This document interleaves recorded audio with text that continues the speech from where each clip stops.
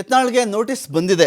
ನಕಲಿನೋ ಅಸ್ಲಿನೋ ಗೊತ್ತಿಲ್ಲ. ಯತ್ನಾಳ್ ಪ್ರಕಾರವಾಗಿ ಅದೇನೋ ಡೂಪ್ಲಿಕೇಟ್ ಅಂತ ಅನಿಸ್ತು ನನಗೆ ಈ ಥರ 3 ಸಲ ನೋಟಿಸ್ ಬಂದಿದೆ. 2 ಬಾರಿ ನಾನು ಉತ್ತರ ಕೊಟ್ಟಿದ್ದೀನಿ. ಇದು 3ನೇದು ಯಾಕೋ ಈ ವಿಜೇಂದ್ರ ಇಂಥದ್ದೆಲ್ಲ ಮಾಡಿಸ್ಬಿಡ್ತಾನೆ, ಅವನ್ನೆಲ್ಲ ಮಾಡಿಸ್ತಾನೆ, ಇನ್ನೂ ಭಾಳ ಹುಡುಗ ಇದ್ದಾನೆ ಅವನು.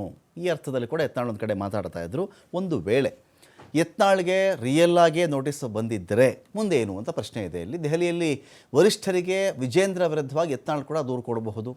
ಬರೀ ವಿಜೇಂದ್ರನೇ ಯತ್ನಾಳ್ ಮೇಲೆ ದೂರು ಕೊಡೋದಲ್ಲ, ಯತ್ನಾಳ್ರು ಕೂಡ ವಿಜೇಂದ್ರ ಮೇಲೆ ದೂರು ಕೊಡಬಹುದು ಅಂತ ಶಿಸ್ತು ಸಮಿತಿಯ ನೋಟಿಸ್ಗೆ ಯತ್ನಾಳ್ ಉತ್ತರ ಕೂಡ ಕೊಡಬಹುದು. ಭಿನ್ನಮತದ ಅಂಶಗಳನ್ನು ತನ್ನ ಉತ್ತರದಲ್ಲಿ ಉಲ್ಲೇಖ ಕೂಡ ಮಾಡಬಹುದಾಗುತ್ತೆ. ಯಾವೆಲ್ಲ ಕಾರಣಕ್ಕೆ ಈ ಥರ ಭಿನ್ನ ಚಟುವಟಿಕೆ ನಡೀತಾ ಇದೆ, ಏನು ಉದ್ದೇಶ ಇದರದು, ಸ್ಟೇಟ್ BJP ಏನು ಮಾಡ್ತಾ ಇದೆ, ಹೋರಾಟಗಳ ಕಥೆ ಇಲ್ಲಿಗೆ ಬಂದಿದೆ, ಎಲ್ಲವನ್ನು ಕೂಡ ಅವರು ಕೂಡ ಉತ್ತರವನ್ನು ಕೊಡಬಹುದಾಗುತ್ತೆ.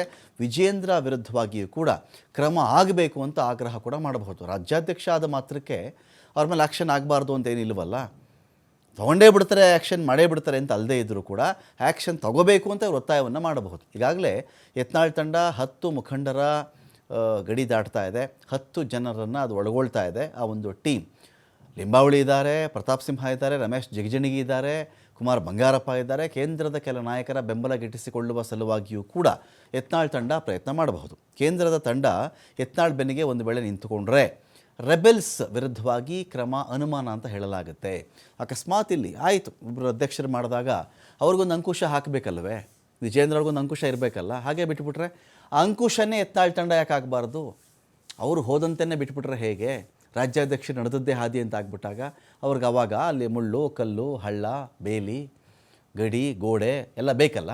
ಆ ಬೇಲಿ ಕಲ್ಲು ಮುಳ್ಳು ಗೋಡೆ ಹಳ್ಳ ಗುಂಡಿ ಕಾಲುವೆ ಇದೆಲ್ಲ ಈ 10 ಜನರ ತಂಡ ಆಗಬಹುದು ಅಂತ.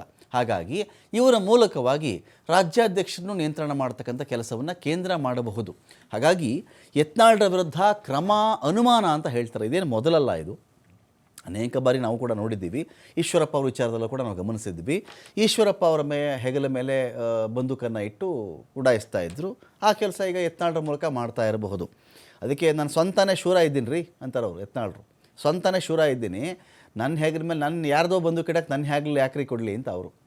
ಯಾರೋ ಬಂದೂಕು ಇಡೋಕ್ಕೆ ನನ್ನ ಹೆಗಲನ್ನ ಯಾಕೆ ಕೊಡಲಿ, ಬೇಕಿದ್ರೆ ನಾನೇ ಶೂಟ್ ಮಾಡ್ತೀನಿ, ಬೇರೆ ಶೂಟ್ ಮಾಡ್ತಕ್ಕಂಥ ಅವಶ್ಯಕತೆ ಇಲ್ಲ, ನನ್ನ ಹೆಗಲು ಖಾಲಿ ಇಲ್ಲ, ಬೇರೆಯವರು ಶೂಟ್ ಮಾಡೋಕ್ಕೆ ನನ್ನ ಹೆಗಲು ಖಾಲಿ ಇಲ್ಲ ಅಂತ ಅವರ ಉತ್ತರದ ಅರ್ಥ. ಕೇಂದ್ರದಲ್ಲಿಯೂ ಮಂತ್ರಿಯಾಗಿದ್ದವರು ಯತ್ನಾಳೇನು ಸುಮ್ಮನೆ ಅಲ್ಲ. ಅವರು ಯತ್ನಾಳ್ ವಿರುದ್ಧ ಕ್ರಮ ಕೈಗೊಳ್ಳುವ ಮುನ್ನ ಸಾಕಷ್ಟು ಚರ್ಚೆ ಆಗುತ್ತೆ. ಸದ್ಯಕ್ಕೆ ನೋಟಿಸ್ ನೀಡಿ ಸಮಸ್ಯೆ ಬಗೆಹರಿಸುವ ಬಗ್ಗೆ ಹೈಕಮಾಂಡ್ ನೋಡಬಹುದು ಅಂತ. ಏನಾಗುತ್ತೆ, ಯತ್ನಾಳ್ ಇಷ್ಟೆಲ್ಲ ಮಾಡ್ತಾ ಇದ್ದಾರೆ, ಒಂದು ನೋಟಿಸ್ ಬರಲ್ಲ ಅಂತ ಮಾಧ್ಯಮ ಸೇರಿ ಎಲ್ಲರೂ ಮಾತಾಡ್ತಾರೆ. ಯಾಕೆ ನೋಟಿಸ್ ಬರಲ್ಲ ಯತ್ನಾಳ್ರಿಗೆ ಅಂತ. ಸೊ ಹಾಗಾಗಿ ಇದೀಗ ಯತ್ನಾಳ್ಗೆ ನೋಟಿಸ್ ಕೊಟ್ಟಂತೆ ಮಾಡಿರಬಹುದು, ನೋಟಿಸ್ ಕೊಡುವ ಶಾಸ್ತ್ರವನ್ನು ಕೂಡ ಮುಗಿಸಿರಬಹುದು. ಏನು ಉತ್ತರ ಅಂತ ನಾವು ವೆಯ್ಟ್ ಮಾಡಬೇಕಾಗತ್ತೆ ಇಲ್ಲಿ.